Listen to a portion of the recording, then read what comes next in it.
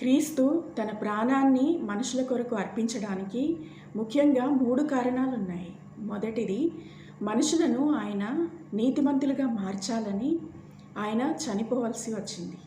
రెండవది, దేవుని యొక్క ఉగ్రత నుండి మనుషులను తప్పించడానికి ఆయన తన ప్రాణం అర్పించాడు. మూడవది, దేవుని యొక్క స్థలానికి అంటే ఆయన ఉన్నటువంటి పరలోకానికి, తానున్న స్థలంలోనికి మనుషులను చేర్చడానికి ప్రభువైన యేసు తన ప్రాణాన్ని సమర్పించవలసి వచ్చింది. మరి ఈ 3 అంశాలు కూడా మరి నీతిమంతులుగా మనుషులు మార్చబడ్డం, దేవుని యొక్క ఉగ్రత నుండి తప్పించబడ్డం, అలాగే దేవుడు ఉన్నటువంటి ఆయన స్థలంలోనికి మనుషులు చేర్చబడ్డం అనేది ఎంతో అసాధ్యమైన విషయంగా మనుషులకు ఉన్నది. ఎందుకంటే మనుషులు ఎవరూ కూడా నీతిమంతులుగా ఈ భూమి మీద లేరు.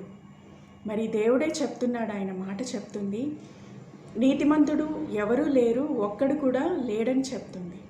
అదేవిధంగా మరి దేవుని యొక్క ఉగ్రత మరి ఒకానొక రోజున మనుషులందరి మీదికి రాబోతూ ఉంది. అది దేవుడు నిర్ణయించాడు. వారి యొక్క అవిధేయత కలిగిన అటువంటి స్థితి, మనుషులు కలిగి ఉన్నటువంటి పాపపు స్థితి, పాపపు కార్యాలను బట్టి దేవుడు మనుషులకు ఉగ్రతను నియమించి ఉన్నాడు. ఆ యొక్క ఉగ్రత నుండి తప్పించబడడానికి క్రీస్తు తన ప్రాణాన్ని సమర్పించాడు. అదేవిధంగా దేవుడున్న స్థలంలోనికి మనుషులు వెళ్ళడం అనేది అసాధ్యమైన విషయం. మరి ఆయన మహాకాశంలో పట్టజాలనటువంటి మహాదేవుడు, మహోన్నతుడు, ఉన్నతుడు, ఘనుడు.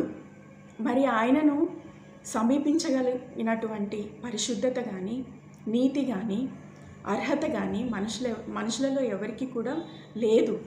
కానీ అటువంటి అర్హతను కలిగించడానికే క్రీస్తు యేసు తన ప్రాణాన్ని శిలువ మీద సమర్పించవలసి వచ్చింది.